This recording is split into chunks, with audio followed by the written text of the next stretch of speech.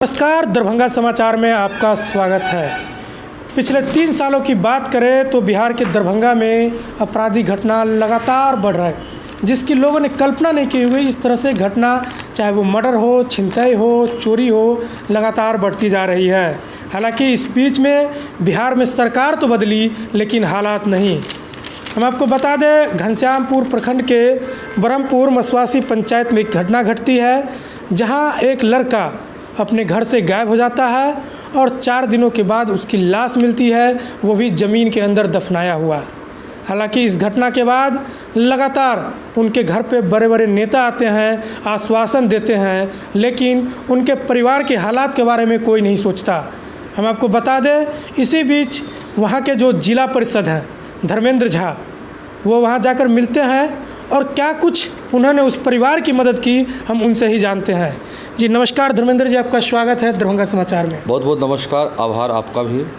जी, क्या कुछ घटना घटी वहाँ, आप मिलने गए, क्या आश्वासन दिए, क्या कुछ मदद किया वहाँ? नहीं, आपने बताया कि विगत 3 सालों से जो बिहार में घटनाएं घट रही है, मैं इस पे ज़्यादा डिबेट नहीं करूँगा, लेकिन जब से कोरोना कारी महामारी आया, आपको बेरोजगारियाँ बढ़ी है। आपको बेरोजगारियों में कम दिनों में नए युवाओं को ज़्यादा पैसे कमाने की जो होड़ लगी हुई, कहीं न कहीं अपराध को यह पैदा करता है आपको। अब अभी देख लीजिए, हमारे घनश्यामपुर प्रखंड के ब्रह्मपुरा मसवासी पंचायत के हरद्वार गांव का घटना है। 27 मार्च को घटना हुई।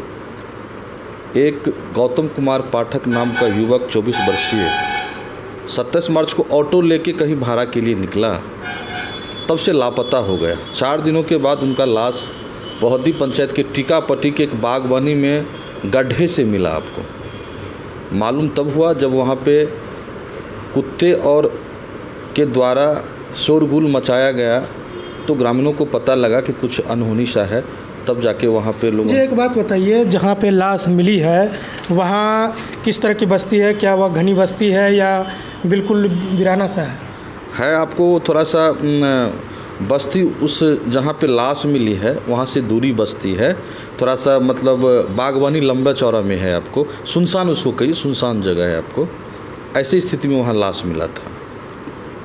तो प्रशासन अपना काम करने में लगा हुआ था और साक्ष्य प्रशासन को मिल नहीं पा रहा था। 4 दिनों से गुलती सुलझ नहीं रही थी। चौथे दिन जाके लाश मिला। तो अपराधी की अभी तक गिरफ्तारी नहीं हो पाई है। उनके एक बहनोई की गिरफ्तारी हुई है, जिनको घटना में संलिप्तता बताया जा रहा है, वो क्लियर नहीं पाई हुआ है, बहुत जल्द हो जाएगा। तो हम तो गरीबों का दर्द जानते हैं, क्योंकि हमारी पैदाइश भी गरीब परिवार से ही है। आपको और हमने गरीबों को, गरीब ज़िंदगी को बहुत नज़दीक से हमने देखा है। बहुत सारे लोग गए, बहुत सारे जनप्रतिनिधि गए, मैं उन पे डिबेट नहीं करूँगा। मेरी जिम्मेदारी क्या बनती है, मेरा सेवा क्या बनता है, क्योंकि जब चुनाव के मैदान में पहली बार 32-33 साल का युवक जब चुनाव जीता, आपको कई योद्धाओं को हमने परास्त किया। आपको तो कुछ बेहतर होना चाहिए। क्षेत्र की जनता इसलिए हमको चुना था आपको, और होना भी चाहिए। स्वाभाविक है, जब जब जनता कुछ नया करता है, नया विकल्प लाता है, तो कुछ ना कुछ नया दिखना चाहिए, नया होना चाहिए। तो सेवा के भाव से जब हम जनता का सेवा करेंगे, तो अधिकार स्वतः उसका उन पे है। एक राजा का कर्तव्य होता है कि उसके राज्य में जो भी लोग हो, सुख शांति, अमन शांति से रहें, उनको सब कुछ मिले, तभी राजा खुश महसूस करेंगे आपको। तो जब मैं पहुंचा वहाँ पे और उनके परिवार की जो दयनीय स्थिति देखा, 5 बहनों के बाद एक चिराग गौतम पाठक जी थे, और उनके चले जाने से उनके माता पिता का कल के बाद, आप तो जानते हैं कि बड़ी बड़ी घटना हुई है परिवार के साथ में, लेकिन वही हुआ है जो होते आया है। कल के बाद तुम्हें खाना ही पड़ेगा, अगर ज़िंदा रहना पड़ेगा तो उसके लिए तो चाहिए आर्थिक सहायता, तो चाहिए। तो मैंने जब देखा, तो मैं चुनाव में बोला था कि मैं नेता के रूप में नहीं आया हूँ, आपके बेटा के रूप में आया हूँ। तो जब उनकी माँ की दशा, उनके पिता की दशा मैंने देखा, तो सरकार हमको मानदेय 2500 रुपया दे रही है। उसमें से मैंने कहा कि गौतम का जगह तो मैं नहीं ले सकता हूँ, लेकिन आपका बेटा तो हूँ। मैंने बेटा का नारा दिया था, तो मैंने 1500 प्रति माह देने का मैंने घोषणा सामाजिक मंच पे किया मैंने, और आप लोगों के चैनल के माध्यम से 4 साल तक जब इस पद पे हैं, जो मैंने घोषणा किया उसको पूरा करूँगा। जी, बड़े बड़े नेता यहाँ आए, जिस तरह से आपने एक छोटी सी मदद की है, हालांकि इससे उनका परिवार का पालन पोषण तो नहीं हो सकता, लेकिन यह एक सराहनीय कदम है। लेकिन आपको लगता नहीं है जब बड़े बड़े नेता हैं तो वो उनके लिए कुछ कर सकते थे आर्थिक मदद? देखिए, होता है क्या, राजनीतिक अब सेवा का भाव रह नहीं गया है। आप जब हमारे बैकग्राउंड जाएंगे, जब आप सर्वे हमारा कीजिएगा, हमारी पारिवारिक बैकग्राउंड कीजिएगा, बहुत दर्दनाक कहानी है। आज भी 10x12 के रूम में हम रहते हैं, हमारे माता पिता हैं, हमारी पत्नी है, और एक जो समुचित दरवाज़ा होना चाहिए वो भी आज हमारे पास में नहीं है। एक मोटरसाइकिल की ही सफ़र से हम चुनाव से लेकर अभी तक चल रहे हैं, क्षेत्र में हर समय रात दिन जाते आते रहते हैं। सेवा का मतलब होता है आप सारे कुछ से निरंकार होकर ही सेवा करना पड़ता है। अगर आपको पैसा कमाना है तो उसके लिए अलग दरवाजे खुले हुए हैं, आप जाके जॉब कीजिए, आप जाके उससे पैसा कमाइए, आप बिजनेस कीजिए।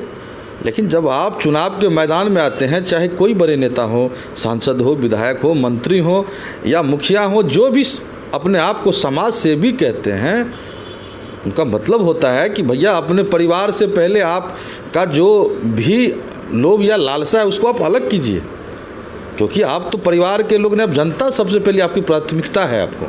रामचंद्र जी कहे भी हैं, जब सीता जी के साथ में जब वनवास जाने की बात हुई तो स्पष्ट कहा है कि सबसे पहले एक राजा का कर्तव्य होता है उनकी प्रजा, उनके राज्य में बसने वाले पशु पक्षी, उसके बाद अगर कुछ बचे तो उनके माता पिता, उसके बाद उनके बीवी बच्चे, और उसके बाद सगा संबंधी। तो स्पष्ट क्लियर है, आपको ग्रंथ भी कह रही है।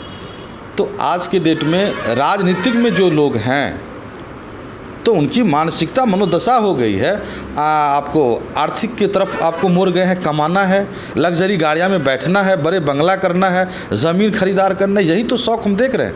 32 साल की राजनीतिक की जो कहानियाँ चल रही, जो हमें याद है, 35 साल की उम्र में अभी हम हैं, जो हम लोग बचपन से देखते आ रहे हैं, तो ये एक बिजनेस का ढर्रा बना दिया, सेवा का भाव रहा ही नहीं है। सवाल तो यह है, प्रतिनिधि को जनता चुनती है, और कहीं ना कहीं जब चुनाव आता है तो जनता विकास को नहीं देखकर कुछ अलग मुद्दों पे वोट करती है। बहुत सारी मुद्दाएं होती हैं, बहुत सारे लोग कहिए धर्म के नाम के, जाति पाति के नाम पर, बहुत सारे लोग पैसे के नाम पर भी वोट करते हैं। ऐसे में क्या जनता की गलती नहीं है, उनको सही प्रतिनिधि नहीं मिल पाते हैं? अभी मैं आपको बता रहा हूँ, आपका कहना यथार्थ है कि चुनाव तो त्यौहार बना लिया है लोगों ने। इस वातावरण को बदलना पड़ेगा।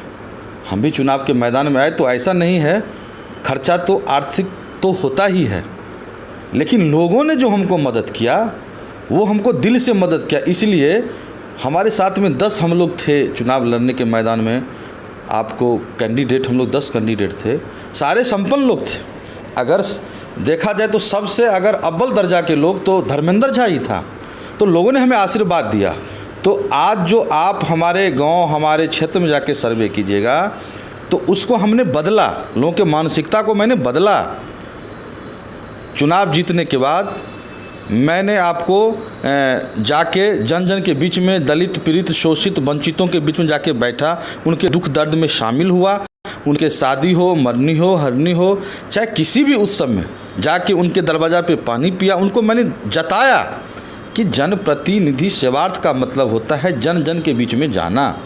तो अब आने वाले समय में हम रहें ना रहें, आपको बता देते हैं कि पैसा की कोई अहमियत नहीं रह जाएगी, क्योंकि उनको पता है कि जो 12 बजे या दिन या रात में जो हमारा रिस्पॉन्स लेंगे वही मेरे लिए सब कुछ है। ये क्लियर कंसेप्ट है। ये थे घनश्यामपुर प्रखंड से जिला परिषद धर्मेंद्र झा, जिन्होंने अपने मानदेय में से 1500 रुपया, जब तक ये जिला परिषद के पद पे रहेंगे, अपने मानदेय में से उस पीड़ित परिवार को 1500 रुपया प्रत्येक महीने मदद करेंगे।